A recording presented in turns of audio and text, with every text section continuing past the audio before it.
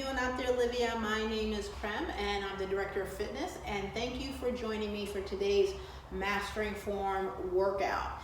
Now, the Mastering Form workout series is meant to be able to kind of break down, slow down some movements and exercises that would be helpful for you with your goals, okay? It's about kind of taking you through learning proper form so that way you're less likely to injure yourself and you're more likely to develop those muscle groups the way you want. So that's what the Mastering Form workout is all about. Now, before we jump in, I always want to recommend if this is your first time working with me on one of the Mastering Form workouts, it's always important to check with your physician first. Even though we're going to be taking things slowly in this workout series, it's still important to just make sure that your body is ready to go with regards to activity. And have some water handy. Again, this is a slow pace. It's going to break down the sort of whys behind the whats with regards to movements, but having water is always a good idea to do.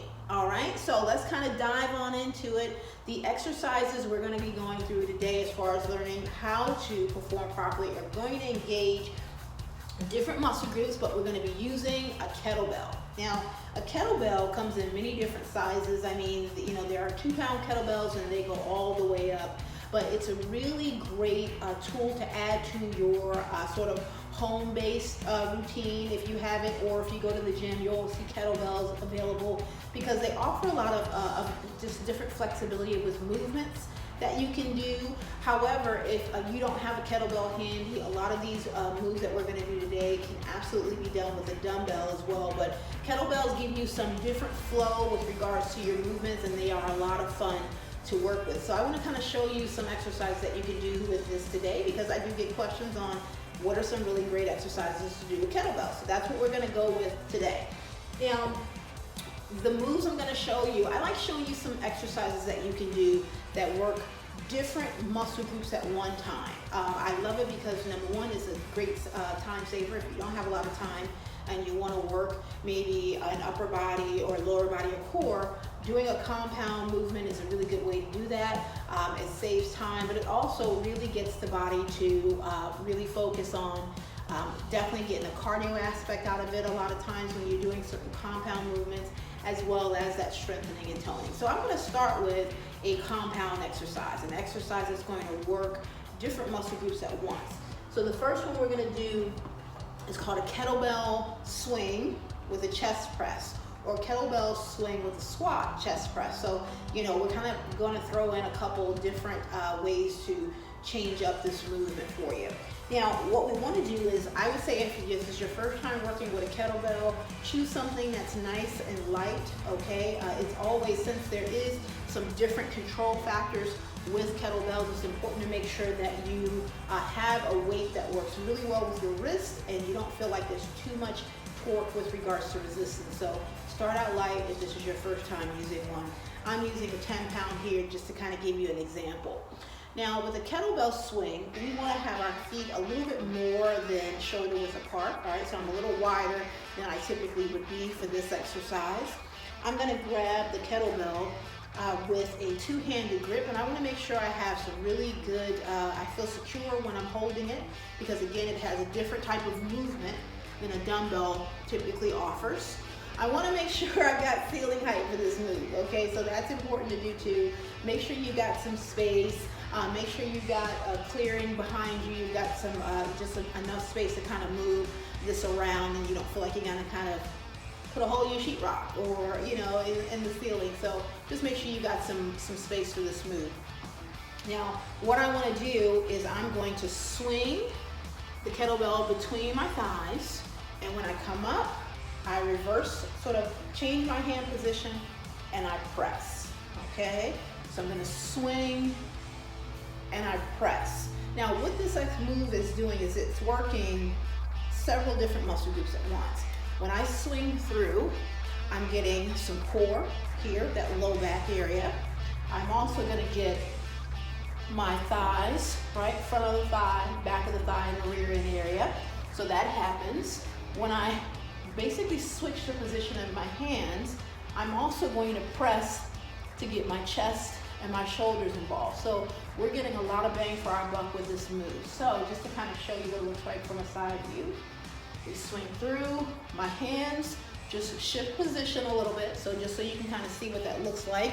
I go from here to here. And again, this is why it's important to make sure you got a kettlebell that you feel good about with regards to the size of it, so that way when you do make these transitions with your hands, you feel like it's still very secure, all right? So let's kind of go through that move together a few times. So I'm gonna swing through, switch, hand position, press from my chest. Swing through, press from my chest.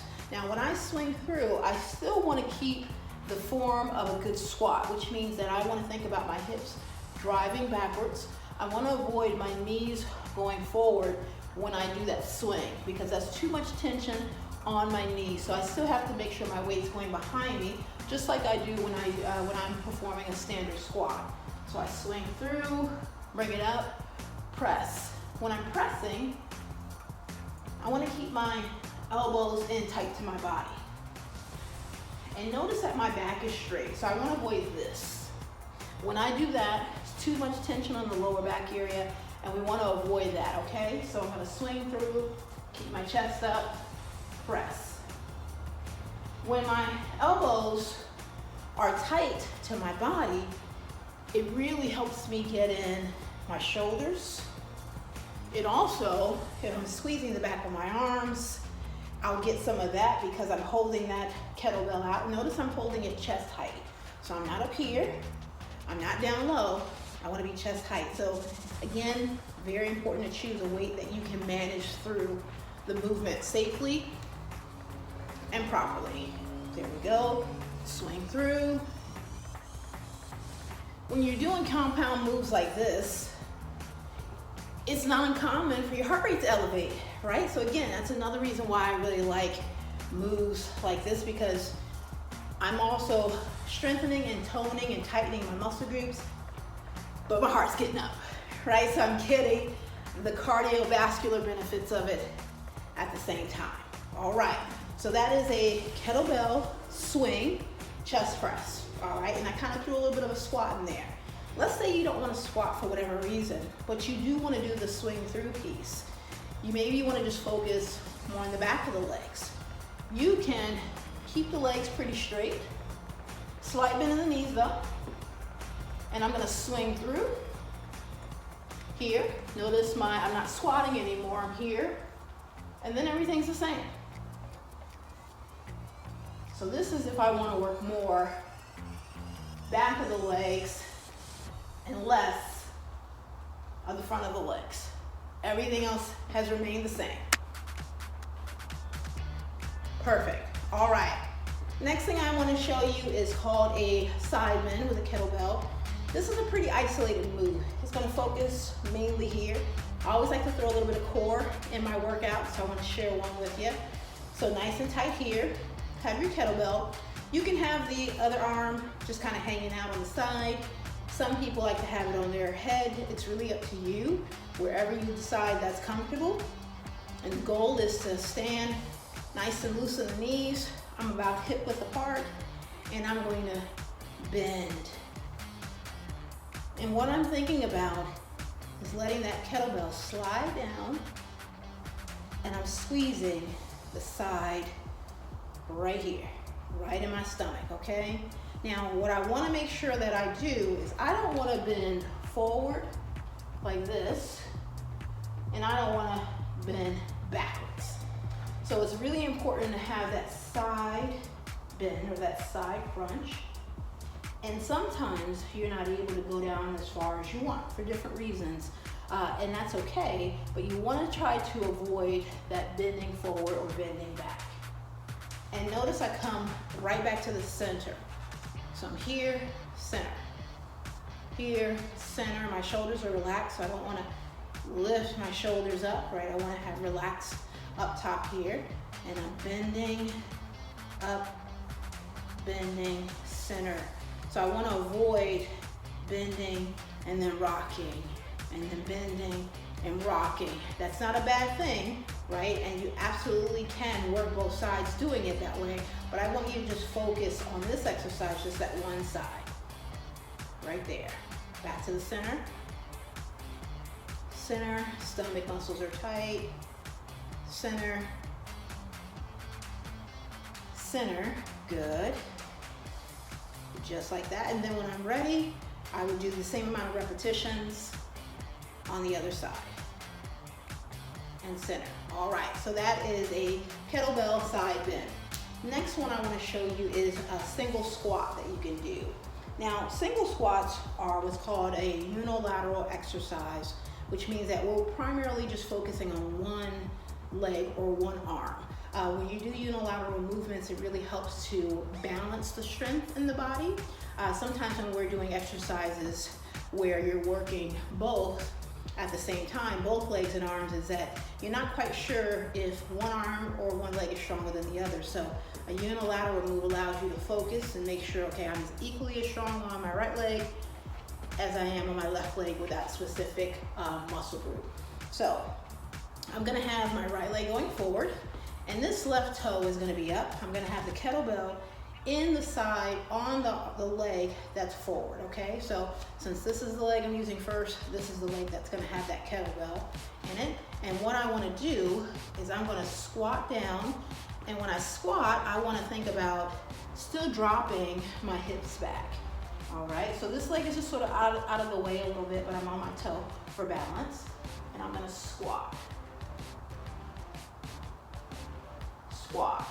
I still want to think about dropping my hips back, and notice my chest is still up, so I want to still avoid posture where my spine curves. So I want to make sure that my shoulders are up, my chest is back, and I'm going to get nice and low to where it's comfortable in my knee, and I'm feeling that right back here.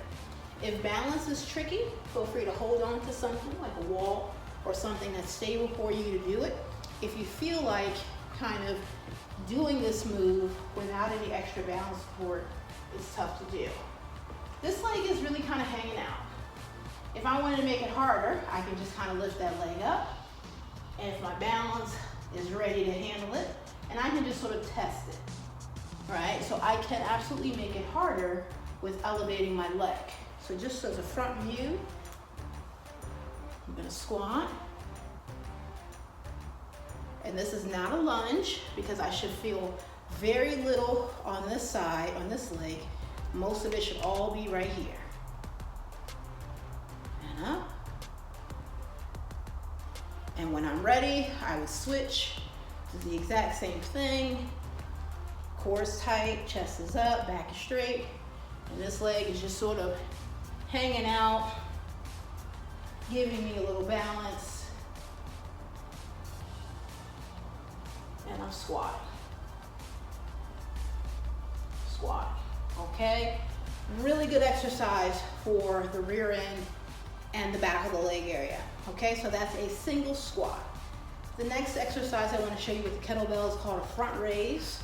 This is going to focus on the front of the shoulders, right here. So you're going to want to make sure you choose a kettlebell that you feel, again, that you can kind of manage through the move and do it properly with and safely. So with this one, gonna have that full grip there, hands completely over the bend there. I'm gonna stand sort of with my feet about hip width apart, slight bend in my knees. I wanna never wanna tighten those knee joints there. I wanna give myself some balance there, and I'm gonna bring this kettlebell up, and I'm bringing it just to my forehead and down. Bring it up, bring it down. I want to keep my back straight. So what I want to make sure that I'm doing with this one is I'm not leaning back. If the weight's too heavy, what'll happen is you want to do this, right? And that just means it's too heavy for your shoulders to manage. So you might want to consider reducing your amount of weight that you're using. So I'm standing up tall. My arms are straight. And I'm having very little swing, so I'm not doing any of this. Not that this is not a bad thing to do, it's just that begins to engage other muscle groups like my low back, and that's not what I want to work on right now. I just want to focus on the front of my shoulder, so I want to avoid any swinging. My arms are as straight as I can. There we go. Up and down. Here. Up and down. Forehead is fine. And that's how you do a front raise. So it's a very isolated exercise to do. You should absolutely feel that right there in the front part of the shoulder. I love that one. I love that one. Okay, now the next one we're gonna do is called a side row. You know, this one you can absolutely do with holding onto the wall if you need to for support, the back of a chair, couch, something that you feel is comfortable for you, or bench if you happen to have a bench at home or you're at the gym. I'm gonna stagger my feet because I wanna sort of give myself a lower center of gravity. I don't wanna be upright for this one. If you got low back tension, then sort of making sure that your back is in alignment is important because you are gonna be here for a little bit. Hand, this one, I can just rest on my knee, or like I said, you can rest it on the, behind a couch, on a wall, on a desk, or something that's not gonna move. I'm gonna have this kettlebell sort of out away from my leg, so out just a bit. And I'm gonna think about pulling the bell, which is the fat part here, to my hip. To my hip, here we go. And I'm rowing it. Right there. And what I wanna think about and focus on, the muscles right back here. Row. There we go, just like that. Now, front view of that, bend over, and I'm rowing. Notice my elbow is staying close to my body, so I want to avoid this, okay? And I also want to try to avoid that. Now, the difference is that when I'm up too high, like so, I get more of the rear part of the shoulders. There's other muscles back here you get in. Again, not a bad thing to do necessarily, but if we want to focus specifically on this part of the body, that rowing, sort of going backwards or behind you, is important, okay? So right there,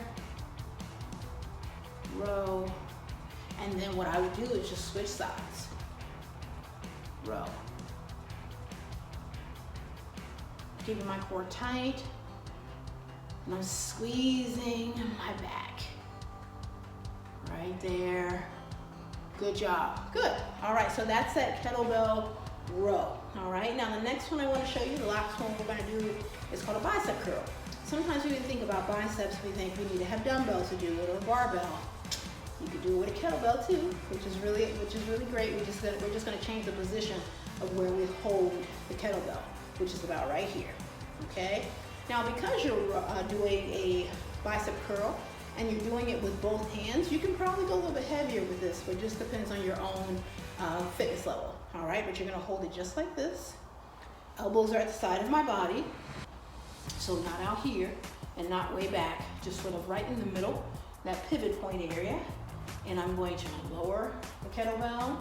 Again, slight bend, feet about hip width apart, and curl. Curl.